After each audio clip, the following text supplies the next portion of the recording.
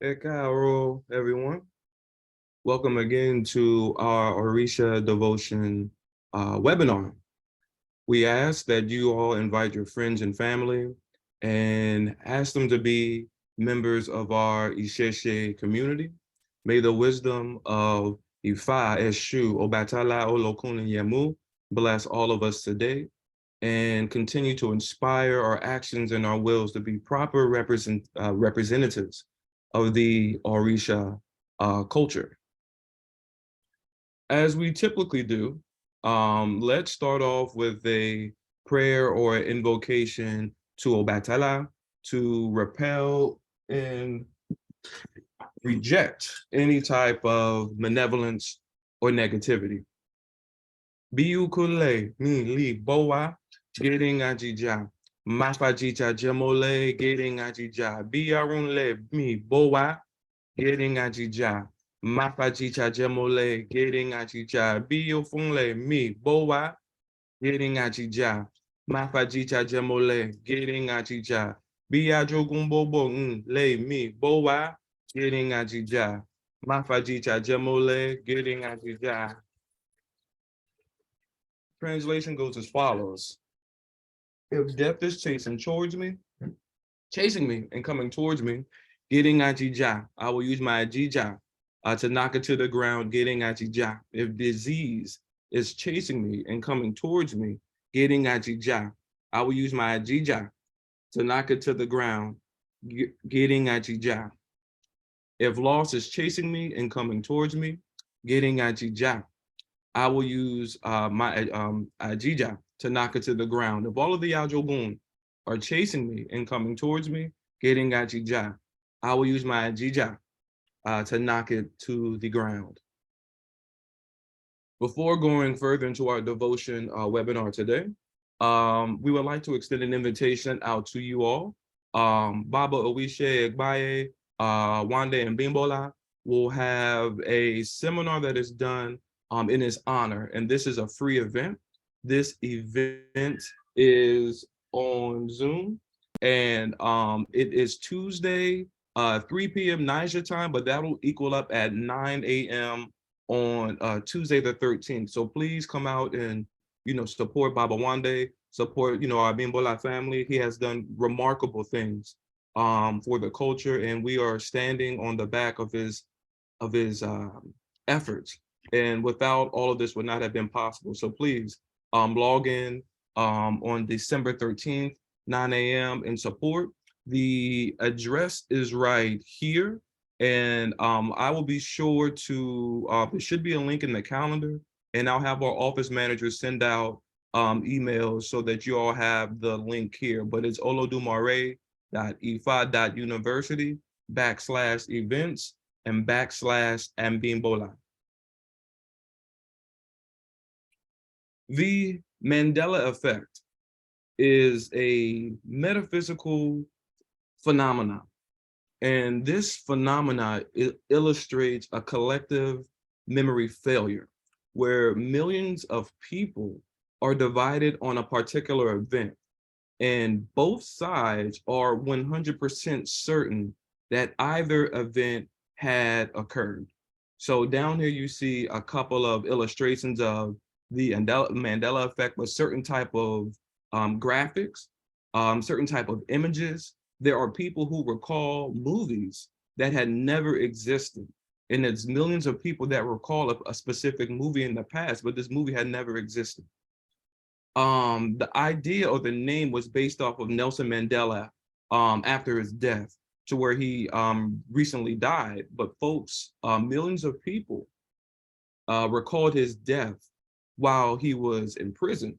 So this collective memory failure, it's kind of important and it's quite jarring, and it reinforces the importance of cultivating our own thinking and making sure that we don't allow other entities to think on our behalf. Because if there's a collective memory failure, your will and your intention is just as good as any. So as I was reading about spirituality from the African perspective, and living with holistic purity as we are trekking on the series of Fun of how to live in a pure life and bring that joy to our lives, I saw that a major inhibitor of peace and joy, which may seem foreign to some folks, as we're always pushed to be in a state of war, in a state of conflict, in a state of aggression, but it may seem abnormal that us Black folks, that we just can't be joyful, that we just can't be happy, is that major inhibitors to living in this joy is living in the past, living under fear, of course, under constant trauma, insecurity. But more important that I did not think of a couple of weeks ago is living under somebody else's projected will. And I thought about that, and it made me think about several accounts to how autonomous and independent we are as a people, and how does living under somebody else's will affect our holistic well-being. Now, attempting to have an authentic expression is very, I guess, difficult when someone else is projecting their will onto us. And this will projection can give psychic and mental confusion, but also possible a failed incarnation objective. And I feel that all too frequently that we are influenced and we are persuaded to act in things against our will, and yet against our will. And yes, we do know, like, the domineering and controlling friends, family members, sad to say sometimes, supervisors, co-workers, loved ones, and due to their unconscious thought projections, sometimes us receptive people, we can pick up those thought projections, and that would register in our personal atmosphere as a type of insecurity. And this insecurity isn't born within inside of us, but we are receiving other people's projections that is against our own will, and it's against what we actually want to cultivate for ourselves. But also that there is a projection from news and media of things to influence us against our will. So this is another reason why that the Ori and Nu is extremely pertinent in any African religious culture. That is our saving grace, right? And it allows us to differentiate thoughts and motives that may be inconsistent with our purpose. So it allows us to think for ourselves, and do not let other folks think for you, demean your independent thinking, or dismiss what you are thinking. So for an example, I was speaking to one of my, I guess my supervisor at another college, and it was the sickness season, and they were asking me all of these questions about vaccinations and, this and that. And I expressed my extreme reservation about the overzealousness of vaccinations, especially introduced to children at a young age, before that they can start to develop their own immunity. And I felt like this caused cases of autism, behavioral and conduct issues. In my opinion, that I was not, projecting to the world, but my opinion was based on empirical medical research. But I was labeled as, oh, you must be one of those people that are, that are kind of cuckoo, kind of crazy, those whack Trump supporters, those false news believers or whatever. And I was dismissed full-heartedly, not with empiricism, but by someone's personal emotional opinion that was projected onto them, more than likely against their will, by a corporation, Bion or Pfizer or whatnot. For an example, there's a nonprofit called the Architect and Engineers of 9/11 Truth, and it's a nonprofit that states and has a theory or a suggestion, and this is done by architects, physicists, and scientists, that they think that the World Trade Center was destroyed in a controlled demolition using bombs, and suggesting a no-plane theory that were added later by AI, graphics, CGI, and deepfakes. Now, as this group attempted to produce its independent thoughts and its scientific research, if I were to suggest this, or if I were to even say this now, I would, and has been, labeled as someone that is crazy, a nut, a conspiracy theorist, in an attempt to discredit and dehumanize a person without listening to any concerns objectively, rather push their will onto someone else and to stop them from thinking for themselves. So for an example, we know that jet fuel burns between 800 and 1500 degrees Fahrenheit, but steel must be melted at 2200 to 2700 degrees Fahrenheit. Jet fuel cannot melt steel. Visible at ground zero, core columns were cut on both buildings, and several witnesses recall hearing flashes and explosions from the basement that pushed people up, and then bombs blowing off up top. To date, there's been no plane engine, no parts, but sadly or mysteriously, a passport from a terrorist survived the fire and landed directly inside of the building. So, and we know what went to follow after that. Endless war, seizures of poppy fields, trillions of dollars of minerals that are missing, removal of the central banks and inserted with another foreign central bank. And we won't even get into the controversy of the real bin Laden, similar to Pearl Harbor, Gulf of Tonkin, and the sinking of the St. Lusitania. What I'm saying here is that once we allow someone else to think for us, we cannot assume that everyone else's intentions are pure or everyone's intentions are altruistic. They may be trying to force their will upon us, and we are under their control, and our personal sovereignty is compromised. A recent study found out that facial recognition by artificial intelligence identified African American or Black folks and Asian faces incorrectly 10 to 100 times more than white faces. So there's a documentary that came out called Coded Bias that premiered in Sundance in 2020. And a researcher at the MIT lab was discovering that most facial recognition software does not recognize dark-skinned faces or particularly dark-skinned female faces.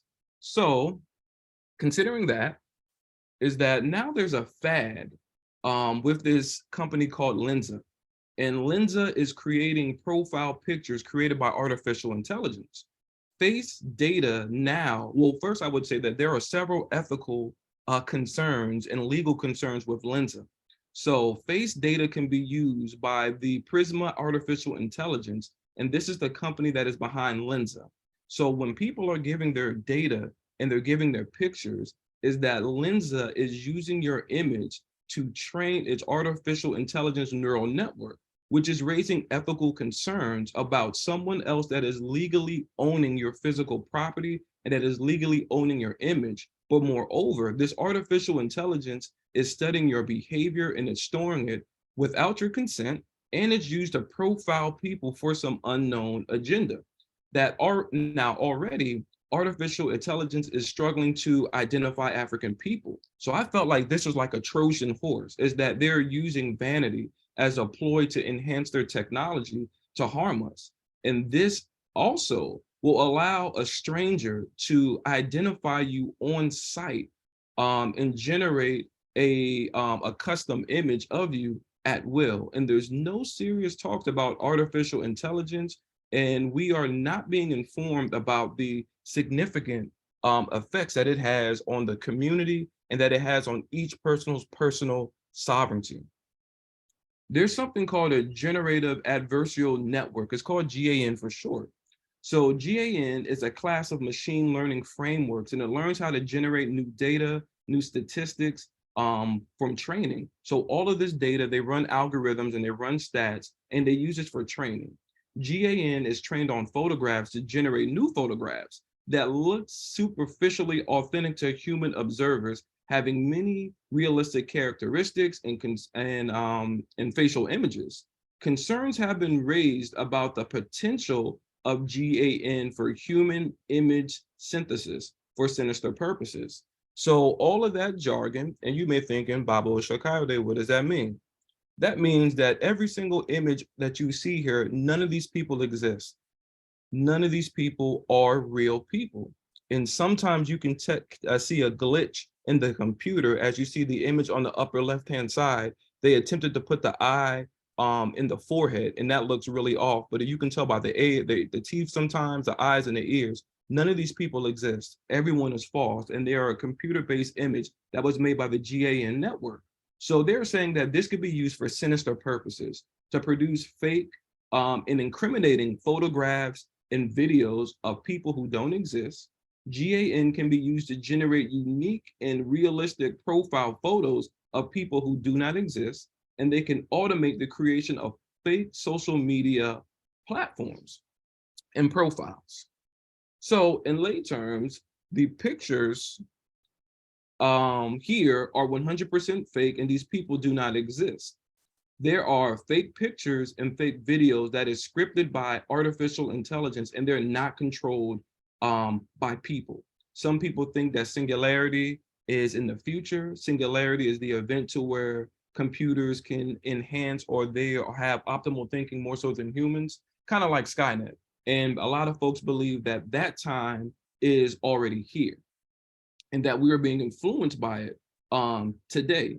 For an example, there was a communication between Steve Jobs and Joe Rogan that was done by a Dubai-based artificial intelligence company, to where they had a full-on fabricated conversation with no organic human beings. AI is fed about 570 gigs of text information a day, and they crawl the internet looking for information to aid its thinking. And they come up with things such as writing poems, writing music, and even a couple of months ago, out of nowhere, even though a computer wasn't trained to, an Android started dancing. So there's a lot of things that these GPT algorithms teach computers. They're producing billions of words a day. There's a video called Cynthia, to where you can create an artificial avatar that looks like a human being, and it speaks 60 languages. Videos can be as long as 30 minutes for free, and it appears as if there are real people that are doing something that we cannot differentiate if we're not trained in any type of artificial intelligence. And even with that, they're extremely hard for professionals to ID. Lastly, you see here that, and this is all, and these are all done by verifiable and credited news sources. You see NPR that posted how Tupac had a performance at Coachella for the first time that was done by a hologram. Eazy-E was resurrected at the Rock the Bells concert that was done in a hologram. Notorious B.I.G. had a concert that was done in a complete hologram. And a lot of people are questioning the Pope during the pandemic, to where in the video, the Pope stepped back and he just disappeared into thin air, to where the Pope's video was a hologram. We also found, and I couldn't find that image today, brothers and sisters, but there is an image of the Pope that's speaking behind a green screen. So all of that was fake. So y'all may be saying, Babo Shakayode, what are you saying here? What does this have to do with these Shay? What's the purpose? What I'm saying here, and as I just started to kind of step back from social media a little bit, and I'm not knocking those who do. It's like a hammer. It could destroy or it could build. It's based on the intent of the user. But sometimes I had to take a step back from individuals or people and just look at certain things, because I would say, one, I was just genuinely hurt, right? Genuinely hurt and disappointed to see so many low vibratory, hateful, divisive conversation, content, images, memes, articles, and quotes from quote unquote spiritual people in our community that are producing things that are just like hateful, you know what I'm saying? And it's really divisive amongst Black people. And I cannot stand the Eurocentric like battle of the sexes, that we're always putting the men down, we're always putting the women down. Now nobody has time to even look after the kids, and we're constantly just warring with ourselves. And we are propagating these memes, we are propagating these articles, we are propagating these videos, we're propagating what people are saying. And I wonder how many people are unaware that majority of this content that you are believing is not made by real people, and that this content is made by artificial intelligence. Artificial intelligence is watching you, and they are watching and studying your behavior. And they're going to constantly feed things that meet your insecurity. And it's way beyond if you search something on, Amazon, and, you like a certain type of clothes, and you see that pop up on Facebook. We all know small stuff like that. But even if you go onto YouTube, YouTube is going to study what type of music you like, at what day, at what time of the day, and it's going to recommend music that you may like, and it's studying your behavior. And if that's the thing that we see on the surface level, just imagine some of the predictive behavior that it's studying and it's anticipating humans to act on. So a lot of antisocial things that we see is propagated by artificial intelligence. Now, media more than likely is not real, it's not organic people, and they're manipulated by computers to destroy us people. And it really pains me to see that we have people turning against one another, and we are recreating negative scenarios and projecting this cycle of behavioral patterns, ignorance, intolerance, rage, and aggression. So what I'm saying here is that artificial intelligence is pushing their will upon us. And if we do not invoke our Orient Nu and repel this type of delusion, and we don't repel, this negative low vibration thinking, we'll be caught in the web and still be mentally enslaved. And the slavery has just not ended for us people. So Ọbàtálá teaches personal autonomy, and he teaches respect for the individual. Now, this essay, I know this occurs in the Ifá 256 corpus, but this is the account from the 16 Kairos. And even though a lot of the stories are similar, but they're set from two different perspectives. So if the more that you get a chance to hear stories from both, you will kind of see what I'm saying. So here in O'Shea, we have, well, one, I would say that it's important that this states that, or rather I would say there's no account that says that Ọbàtálá created people, handicapped people when he was drunk. We have an essay in Ejila Ashebora to where Ọbàtálá created things, he got drunk, shook it off, and he got his materials and his talisman back, and he still continued to create.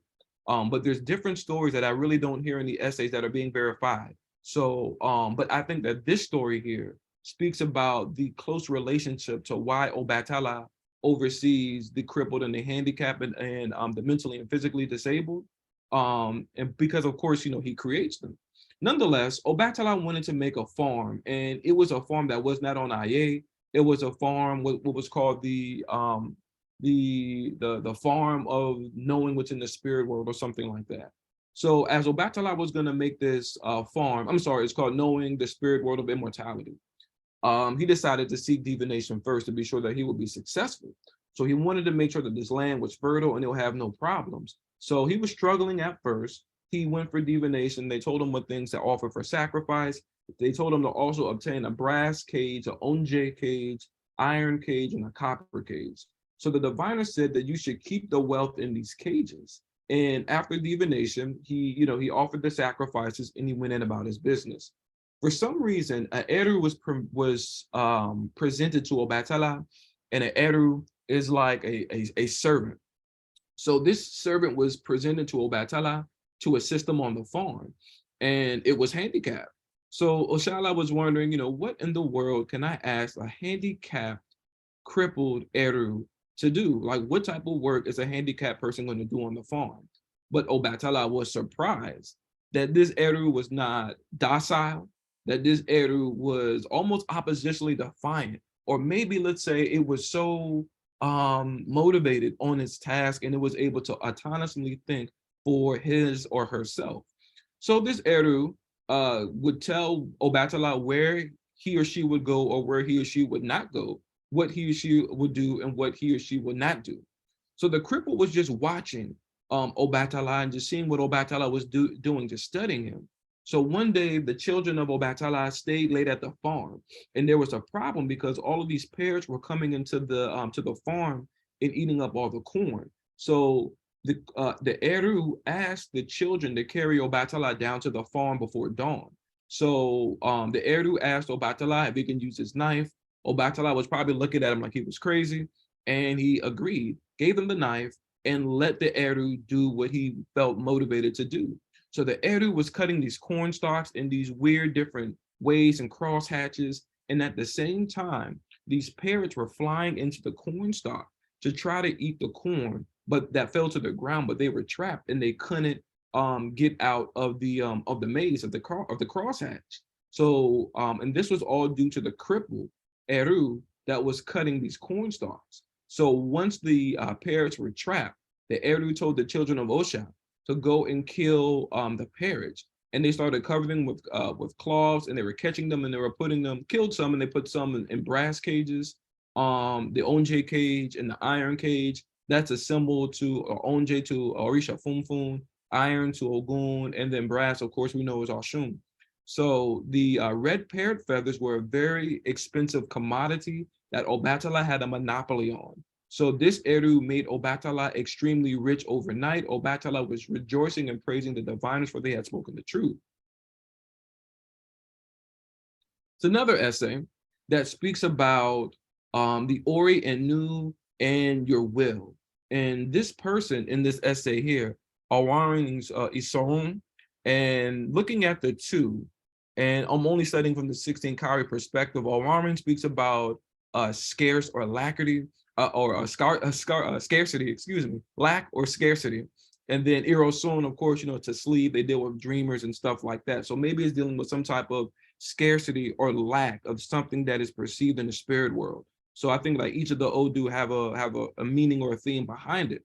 Nonetheless, is that they this person, when they were selecting their Ori and Nu, and they anticipated that they were going to experience all the good things on earth, and that everything that they wanted to have, they have already solidified that in the spirit world. So when this person came to Aye, all of the things that they were seeking to do, they weren't experiencing that. And so they were wondering why they're suffering so much on earth. And they said they had, it was said that they went to divine. And the reason was that this person was struggling to make things right. And they kept narrowly missing things when they got to earth. So they end up figuring that this person is out of sync with their Ori and Nu. And there's a literal, and I'm not saying this to be philosophical, there's a literal meaning to why they say, why your essay must align with your Ori and Nu. And we'll get into that in our Orisha philosophy courses. But there was a person that was out of sync with their essay. So things kept narrowly missing this person. And it wasn't until this person opened up their hands and their palms to receive a blessing from Obatala that they would not be successful in order to get in sync with their Ori and Nu. So before we are all made is that and there's different accounts, and I know other West African accounts that is written, some things it's said in different perspectives in Yoruba, but regardless that there's an account to before we get here that we either select or we were given or we were told what we were supposed to do in the spirit world. But then when we get here, we have to pull our Ori and Nu back to us to know our direction to where we're going. But consider when your Ori and Nu spoke to you, it was not a conference call. Your Ori and Nu spoke to you directly. So controlling people, controlling institutions or other things that seek to interfere with the will of your Ori and Nu, as this essay stated, will cause calamity in your life, and one can be struggling for days for being out of sync with your Ori and Nu and then your will. And the effort that one should consider is to be 100% committed and submissive to the will of your Ori and Nu, because you will soon realize that sometimes the thought projections and even of our respected elders or olders rather, and people who may think they know what's best for us could put us in the wrong direction. Motan Tam Moba, Babalao Shakere, Lowdown Fun Shakere, Mwana Sharon Rodeo, yo. Motan Tam Moba, Babalao Aro, Lowdown Fun Aro, and Sharon Rodeo, yo. Nje, Iho Holo Wa Labo, Asholo Mulo. This is a pretty good story from Ejioko. And I think there's a similar story in Ifá as well. Nonetheless, I'll give you a very quick summary about it. So this was the story of a shakere and a cymbal. And both of them were going to see Oba one day to be the official instrument for the Oba. And one day, this cymbal had a gown of cowrie shells that they were wearing to adorn the cymbal. And at this time, the cymbal was the only one that was wearing it. And it had this very unique gown. And for some reason, it was recommended to this cymbal by elders that you should give up this gown doesn't fit you, that you should get this gown and give it away to the shakere. So listening to what the elder people suggested is that the cymbal gave its gown of cowrie to the shakere. to borrow. And so as they were trekking to see the Oba, something happened to the symbol, and the symbol got delayed. And so the symbol said to the shaker, go ahead in front of me, I'll catch up with you, keep going. But as soon as the shaker got to the Oba's palace, it would say, hey, I got 1,200 calories easily. I got 1,200 calories easily. I'm at ease. I'm at peace. And so when the symbol said, oh, wait, it's like, that is not your gown. That's my gown. I came here with it. And everybody else was saying, well, hey, if this is your gown, then how did Shaker Ray come here with it? In short, I gave a good amount of information here to illustrate the importance of learning to think for one's self. And no, this is not to be confused with being arrogant, of being oppositionally defiant.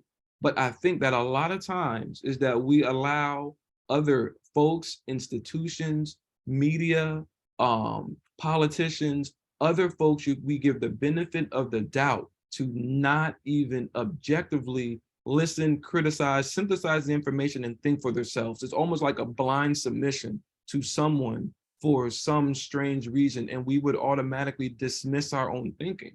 And then to understand the relationship of cultivating our Orienu. And I feel that when individuals will project their own will onto us, I certainly think that they must not be in sync with their Orienu themselves. For why would one seek to interfere with a person in the small, let's say, trivial things of an individual's life? And just as I learned as a young father, I learned that not dealing with behavioral ethics and norms, but when it deals with what a child is gravitated to do, I felt like that decision is between you and your Orienu, and I am not a part of that, right? Now, of course, in a sense, they're all going to continue the practice of the deity because that's our culture. But when it deals with your own particular calling that you feel that you were sitting here to do, I cannot get in the way of that. You have something very unique that only you know how to do, just like the Eru. There's a story in Obatala, I believe, that's with Oromila, who was seeking riches in Benin City. So Oromila had this ladder, and he put this ladder down in the ocean. And people were probably saying, yo, what is up with this old man? Why does he have a ladder in the ocean? But Oromila had this unique way of catching cowrie shells that were washing up on the shore. And of course, cowrie shells are medicine. So what Ifá is saying here is that people have a very unique way of doing something that's very specific and unique to them. And do not allow other people to make you dismiss what you have. Don't allow other institutions to think for you. And if anything, make sure that you seek empiricism and study, and that should inform the way that you think about life, your goal, or what is real and what's not real. Your goal, your reach is sent to you personally. Know the truth and know what deception is, and cultivate your own will. Do not let others impress their own will upon you. Do not let other folks think for you, and dictate what you should do, about yourself and generally in others. For the main goal of media is to generate profit. And I feel like a lot of things that are produced, of course, they're owned by corporations, and it's used to keep people either enslaved mentally, controlled, or divided. We have to allow our own Orienu to implant to our conscious thinking, the path, the route that we should be going in life. There's an occult gem that I'll give you for today that I try to give every time that I speak, is that everything that we are experiencing today is a direct replication of what you think is possible. And I'll repeat, everything that you are experiencing and that you have today is a direct replication of what you think is possible. And this is true.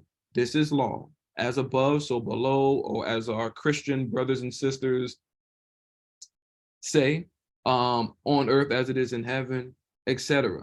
The choices that we make in life must be free of any type of limitation, and we cannot accept a limited view for other people or other institutions to limit what we think about life.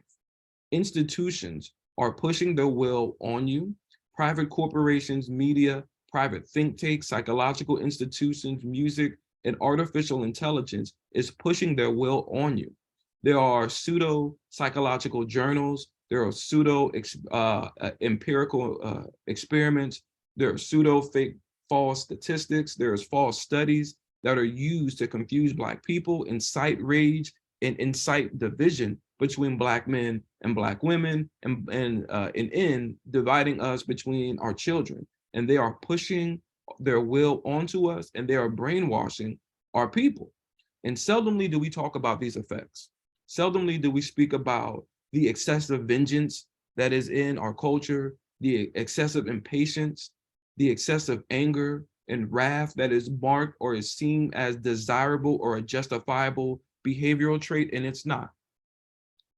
We as Black African people can have the right to live a joyful life, just as we think about the Ayurvedics or as we think about the Taoists, the Hindus, etc., and all the Eastern cultures. That is written in Isheshe as well, and traditional African religion as a collective. We have a right to have joy and peace in our lives. There's a reason why Obatala and Yemu are the leaders and the authority of the Ọrìṣà. They enable ritual purification. They transmit ethical morals and mediumship, which begets wisdom. And this is not obtainable in a low vibration state of mind. It is only from a calm state of mind and by engaging in deep breathing techniques that we are able to merge our consciousness with theirs. And lastly, as we close, as you all know, I study extensively for my brothers and sisters in Kemet. So what they will call an ajogun, they call it the sabo. And I love the way that they illustrate the sabo. And it had me thinking more when I read essays in Ifá. They state that anything that stops forward psychological, physical, spiritual, or mental evolution is considered a sabo, or they're considered a rebel. Anything that seeks to inhibit you from developing and growing is a sabo. Depression, anxiety, procrastination, control, delusion, deception, are things that are definitely a sabo. They're rebels, they're ajoguns, and they are intentionally created to keep us stuck and to keep us from not moving forward. Ọbàtálá says you should hold on and find your peace. You should protect your joy, find that peace, find that solace, continue to cultivate that white light, and bring that type of positivity into the world. And do not let deception break your will, and deception and disillusion to have us warring with one another. It's a peace that we need to bring in our community, for they greatly need it. So the EY for today is, of course, discernment, rather this week. Continue to practice and cultivate your Orienu. Baba Kola gave us an Orienu invocation. There's essays from Ifá that one can do. And have time to set time and just relax, be in your own thoughts, watch your breathing techniques, and just sit and just realign and recalibrate your thoughts and intentions, and intend to move forward in wisdom, peace, and clarity. Trust organic communication and research things for oneself. There is a very strong concern that artificial intelligence is influencing a lot of things that are on social media and on news. So take it, very lightly. I actually had to stop watching live news, I want to say maybe for about like a year or so now, because there's so many things that were just motivated that went against one's will, and that just felt like, too much trauma purposely being presented, even if that trauma is real or not. Focus on joy and focus on joyful living. And remember, when we're speaking about the essay and the will, it's literal and it's real. Whatever you hold your attention on, that is what will create. So you don't need to strengthen attention. You just need to strengthen your concentration. Whatever you concentrate, that's what you're going to create. Where attention goes, energy flows. I believe what was told to me. So just be very mindful of that and only ruminate in joy, because that's the only thing that we want to create. All right. Thank you all so much. I see that we have a question or a hand raised. Let me see if I could see if I could yeah. Okay, go ahead, Ifá Yemi, and then we have Ifá Bola, and Yemoja Kemi. Go ahead, Ifá Yemi, Ekaro.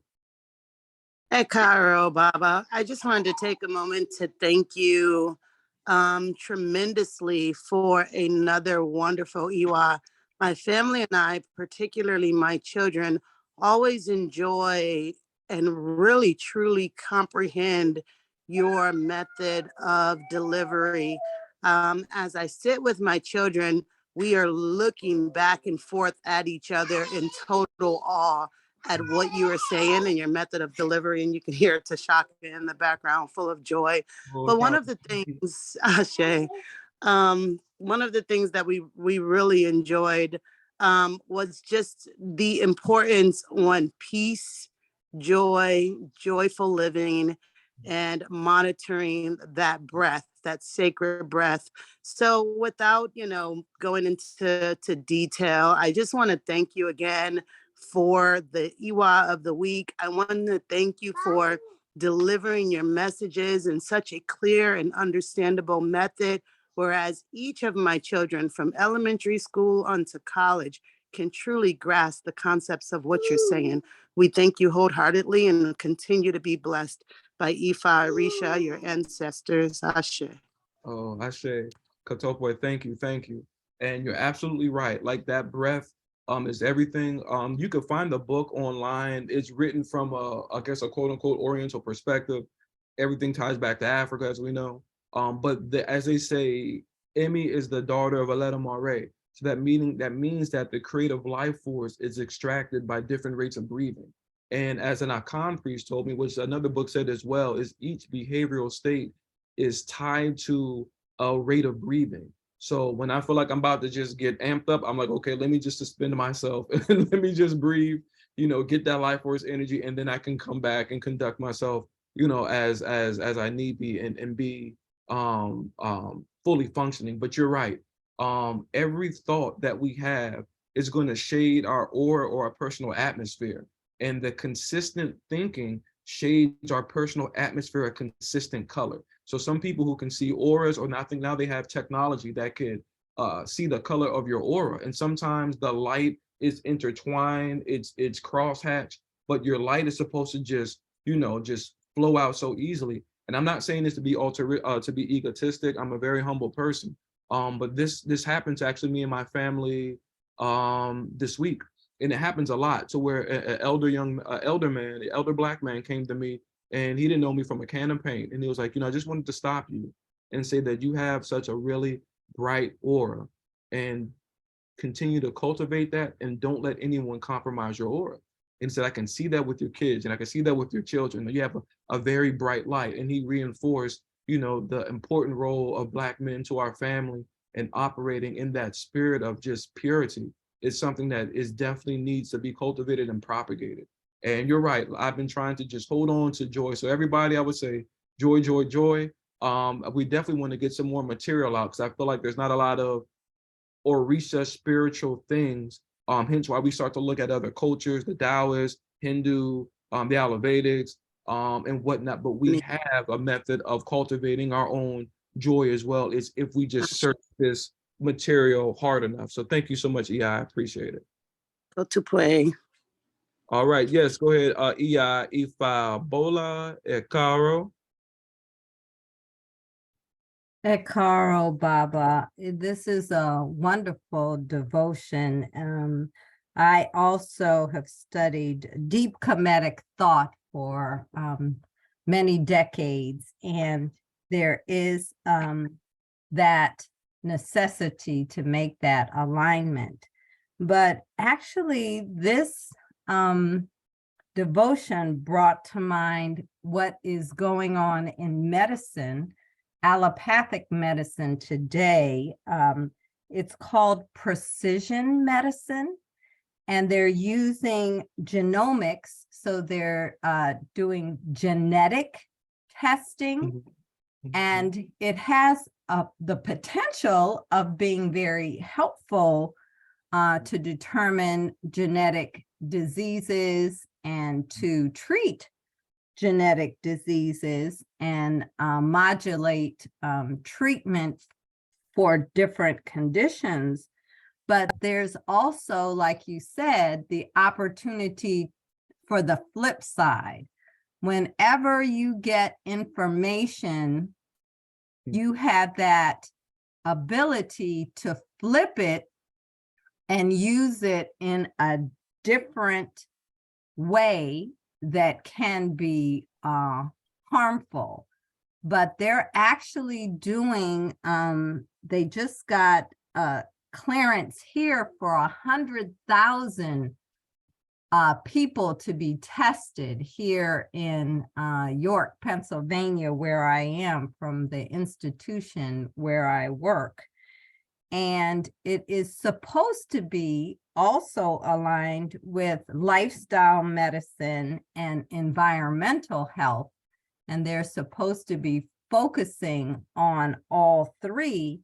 But what seems to have gone out ahead of the pack is this DNA testing. And that's the problem with something that, like you said, can be very used in a good way. It's just a tool, but there's so many opportunities for it to be used in a negative way, especially against people of color, if that is your negativity. So I encourage us as people of color to make sure that we promote our lifestyle medicine, which means controlling what we are choosing on a daily basis, which is also trying to be controlled by the media. They're trying to sell you Cheez-Its and Cheetos instead of allowing you to eat real plant-based food that is going to empower and nourish your body. And environmental health, we need to be more concerned with our physical, mental, like you said, and emotional environment, and how we manage that for ourselves and our families and our communities. So I really appreciate this devotion this morning, and I do want people to concern themselves with this precision medicine that is moving forward throughout the world as a way of possibly helping, but possibly harming. Thank you for that. And I haven't heard about precision medicine, so I just searched it here, and I'll do my research. And yes, you brought up a good point, and not to be pessimistic, but I didn't get a chance to speak about this, but yes, there's several genetic testing companies that had admitted that they shared people's genetic information with the FBI and CIA to help find violent criminals, as they say.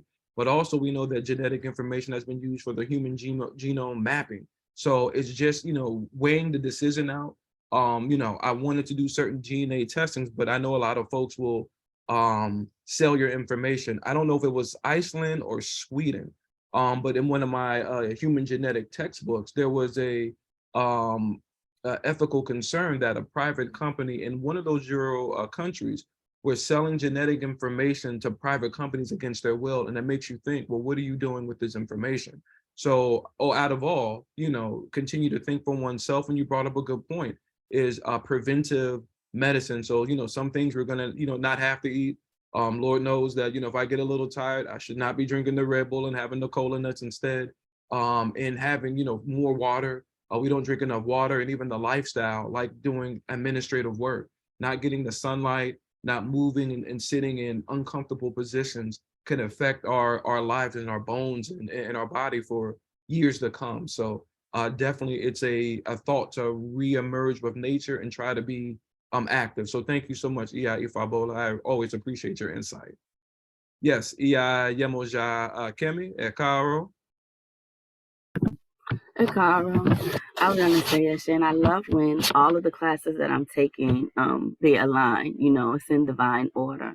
And so, two things I wanted to mention in my marketing class, metaphysics of marketing, marketing from a spiritual level. We talk about how seeing is believing, not the truth, but it's believing, and that's the one thing that we need to understand. And he also talks about how whoever controls our images, everything that we're seeing, controls our collective consciousness.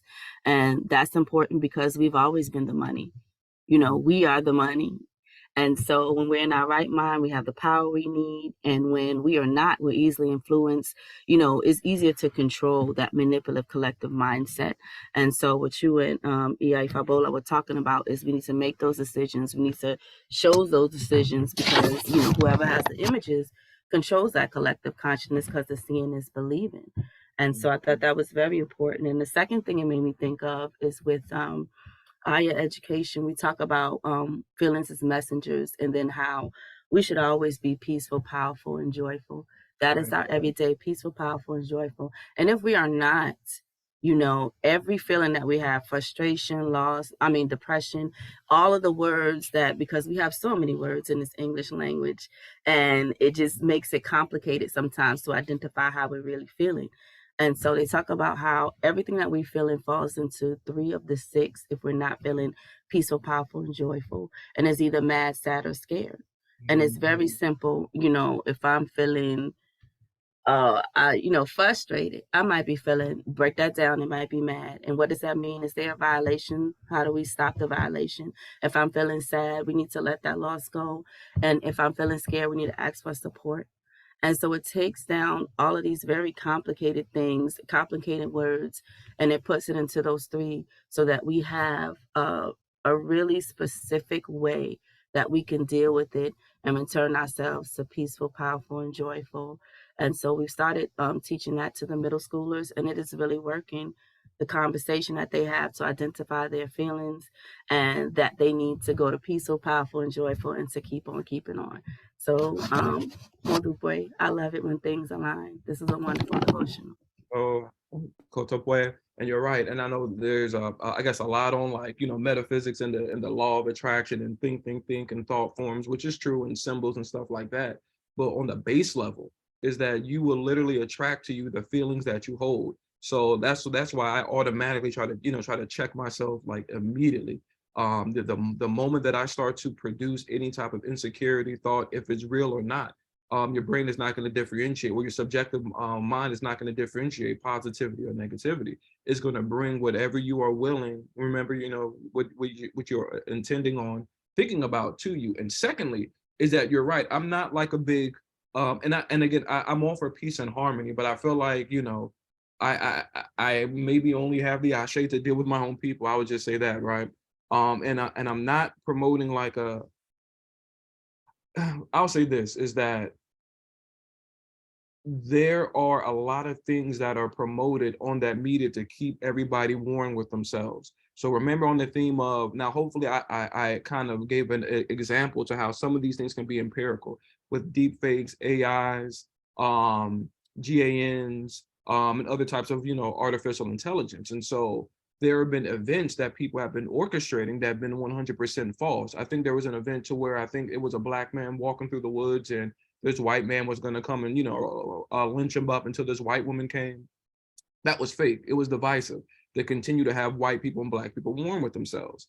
Another one, and this is even more controversial, but if you take a look at it and think for yourselves empirically, come to your own conclusion. But one of the shootings that happened that was supposed to be race motivated by race, that shooting was fake, and you can tell there was no blood, it was no nothing, it was just air guns that put that pressure to make it look like things were happening, but it wasn't. It was fake. There was no blood, and a lot of these things were CGI and they were fake.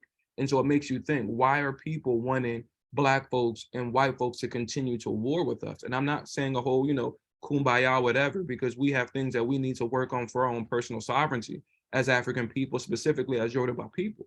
But I am saying is that there is a ploy to keep people warring with themselves, so that we're not questioning, the person behind the curtain over here, if that makes sense.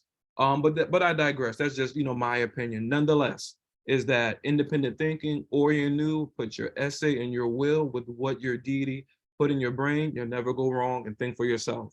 Thank you all for joining Devotion today. I always appreciate the feedback and the synergy between us. And until next time, Ariel Odabo. Odabo, Madubwe Baba. Oh, it's okay.